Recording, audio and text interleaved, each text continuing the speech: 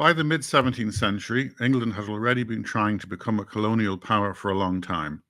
England's first colony was in Ireland, invaded from Wales in the late 12th century and partially ruled from a Pale of settlement centred on Dublin. Colonisation expanded greatly during the early years of the 17th century, when the development of English and Scottish plantations in the far north and far south were at their peak. This intense colonisation activity coincided with the early development of English colonies in the wider Atlantic region, with colonial speculators involved in multiple schemes at the same time. The importance of Ireland to the emerging English colonial economy cannot be overstated. The sheer size of Ireland's population meant that it was by far the largest market outside of England itself for colonial produce. Ireland had a central role in the development of European colonies in the Americas throughout the first half of the 17th century. Its location made it a key provisioning stop for early expeditions from Northern Europe to North America and the Caribbean. The interests of English colonial planters in Ireland and the Americas began to coalesce in the early 1620s as the requirement for an alternative source, Irish labour, intensified. A unique combination of wealthy Catholic Old English and Protestant New English merchant houses enabled Irish ports to trade with vessels from most European states on a more or less neutral basis. In 1610, for example, the port of Cork welcomed merchant vessels from France, Spain, Middelburg, and Holland, and from London, in addition to supplying the Virginia Company of London's colonising expeditions to Jamestown.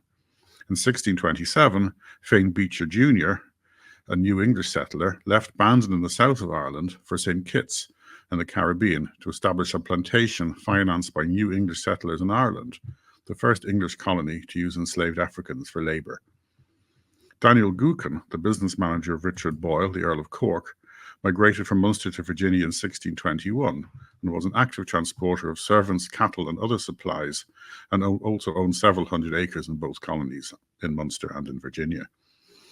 Another gentleman, a Welsh planter in Ireland, Sir Edward Blaney of Monaghan, also exported servants to Virginia on a large scale from Ireland. In 1621, Blaney transported 153 men and 50, quotes, maids and young women to Virginia, a valuable colony worth £150 of tobacco per person.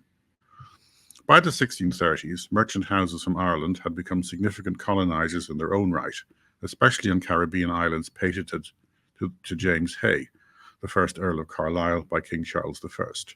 But this phase of colonial development came to an abrupt end with the outbreak of the Irish Rebellion in October 1641. Until 1641, a significant cohort of Old English merchants came to Barbados from the southern ports of Ireland with grander aspirations than the native Irish labourers had. The most prominent of these was Stephen Rice, who hailed from a merchant family spread between Dingle and Limerick in the southwest of Ireland. Rice consolidated a large estate, buying land from the English planters as well as small tracts from freed Irish servants. Other planters from Limerick, David and Thomas Burke, owned smaller lots and joined forces with two further planters, Thomas Cohn and Morgan O'Carry, to assemble another large Old English estate. Waterford's Old English merchants were led by William Blake and Richard Fitzgerald, and there is evidence in the recopied deed books at the Barbados Department of Archives of small Old English plantations throughout the island. Britain's colony in Ireland was almost lost with the Irish Rebellion of October 1641 and the establishment of the Irish Confederacy at Kilkenny in its aftermath. Long before the outbreak of hostilities in October 1641, the Kingdom of Ireland had witnessed the displacement of the native Catholic population and the planting of a new Protestant settler class. Recent research suggests that prior to 1640, Catholic land ownership had declined to just 50% of the land that was in private hands. From the outset of the insurrection in 1641, in order to exploit the crisis further and expand the confiscations of land, the Lord Justices in Dublin accused all Irish Catholics of complicity in the revolt. In early 1642, an almost equally rebellious English Parliament colluded with Charles I to launch the Adventure for Irish Land. The aim of this scheme was to collect £1 million from private investors to send an army to Ireland and crush the rebellion. The investors were to be repaid with the landed estates of defeated rebels, a collective punishment that encompassed all Catholic Irish landowners. This land, high-quality productive agricultural land that had been carefully husbanded over many centuries, was priced between 1.5 and 6 pence per acre, similar to the nominal cost of undeveloped land in England's North American colonies. So clearly there was money to be made. Faced with such an alarming prospect, the Catholic leadership, both native Irish and Old English, allied with the Catholic Church to create the Confederate Association, a parallel government ruling Ireland from Kilkenny that sought to reach a deal with King Charles I from a position of strength. For them, the rebellion marked an attempt to preserve their privileged status, not overthrow the English government. The subsequent negotiations centered on the key issues of religious freedoms and security of tenure. Deep divisions emerged in the Confederate ranks between those who favored simple toleration of Catholicism, with an end to any overt discrimination or persecution, and those who sought a full public restoration of the Catholic Church. In contrast, the Confederate leadership seemingly spoke with one voice on the land issue. They simply sought security of tenure for existing estates, safeguarding those who had survived earlier confiscations, while doing nothing for the displaced, mainly native Irish landowners, whose estates had already been confiscated following the wars that almost always preceded the earlier plantations during the Tudor period. These internal tensions eventually erupted into civil war between 1646 and 1648, before the Confederates finally agreed to peace terms with the Royalists in the wake of the execution of King Charles I in January 1649. Ultimately, the Confederate leadership avoided the more radical demands of the Catholic clergy and exiles, compromising in the final peace settlement on both religious and landed concessions. The plantations, for the most part, would stay in place. Following a decade of bloody but inconclusive conflict throughout the three Stuart kingdoms, and the execution of King Charles I in January 1649 by the Westminster Parliament allowed the newly formed English Republic to focus its military and economic power on the reconquest of Ireland. The campaign, led by Oliver Cromwell, booked no compromise with the Catholic Irish. The English state required total victory to maximise the confiscation of land, which would be used to pay off its creditors and subsequently the arrears of thousands of soldiers in the English army. The next 4 years witnessed the most destructive period in Irish history, as Cromwell's army pursued victory at any cost. The population fell by at least 20%. Having defeated its enemies in war, the English Republic now set about distributing the spoils of victory. The 1642 Adventurers Act had clearly outlined the framework of the post-war settlement. The only question mark lay over the extent of the confiscations. Seizing the estates of all Catholic landowners would guarantee the maximum return of land, but threatened to prolong the war, leaving Catholics with little alternative but to fight to the bitter end.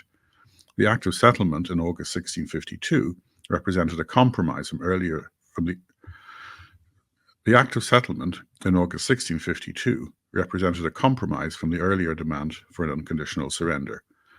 A parliamentary commission established in Dublin promised not to harm those willing to live peacefully under the new regime, but excluded from pardon large sections of the population, including those involved in killings during the first year of the insurrection, the Catholic clergy, and over 100 named leaders. The newly established High Courts of Justice sentenced hundreds to death, although many potential victims of these courts were already dead or had fled into exile on the continent. Apart from identifying those exempted from pardon, the Act of Settlement gave no indication of how and when the land seizures and redistribution would take place. Anybody possessing estates with a rental value of more than £10 per annum would be judged according to their respective demerits and considerations under which they fall. That's a quotation from the Act. On 2nd July 1653, the newly formed Cromwellian Protectorate ordered all Catholic landowners to transplant from the provinces of Leinster, Munster and Ulster with their dependents across the River Shannon into the western province of Connacht and County Clare. On crossing the Shannon, they registered with parliamentary commissioners who assigned them portions of land, displacing the existing landowners in Connacht in the process. The Protectorate's commissioners in Ireland hesitated over whether to expel the entire Catholic population out of the other three provinces, and eventually adopted a more pragmatic approach, realizing that such an enormous undertaking exceeded their administrative capabilities. Moreover, the new Protestant estate owners required a subservient native population to work their land as tenants and pay rents. Otherwise, the newly acquired lands were relatively worthless.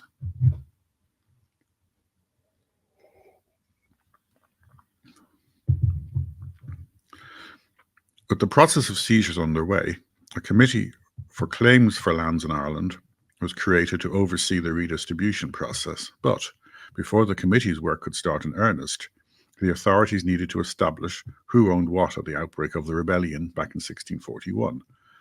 This question was the basis for the famous Cromwellian land surveys, the Civil Survey, named because it was made at the behest of the civil authorities, and the Down Survey, named for the mapping process under which a chain was laid down and a scale made. These surveys are closely associated with Sir William Petty, formerly Henry Cromwell's physician, who was appointed in December 1653 to manage the mapping project. The death of Oliver Cromwell in September 1658 presaged a political crisis in England, which resulted in the collapse of the Republican regime and the restoration of Charles II as King of the three Stuart kingdoms. The Catholic elite of Ireland, both at home and in exile on the continent, hoped that their loyal support of the Stuart cause would encourage the king to overturn the Cromwellian land settlement and enable them to recover their estates. Similarly, the Protestants of Ireland understood the precariousness of their position. In early 1660, prior to the king's return, they held a convention in Dublin which agreed to support the king's restoration if he maintained the status quo in Ireland, including the Cromwellian land settlement. Wary of alienating Protestant support in the three kingdoms by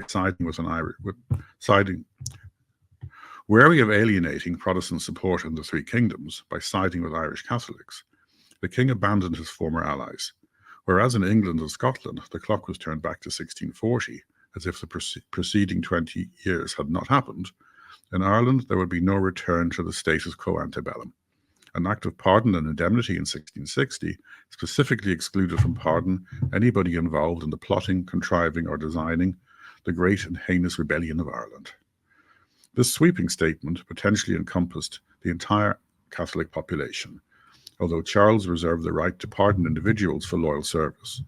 Shortly afterwards, in November, the king published a gracious declaration, which effectively confirmed all the beneficiaries of the Cromwellian land settlement in their estate.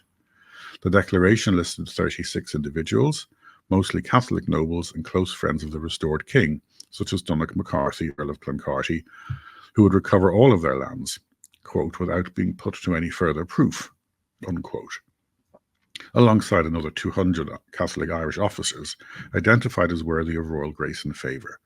The Irish Parliament, now completely Protestant in composition, apart from a handful of Catholic nobles in the House of Lords, set about providing a legislative foundation for the king's declared wishes.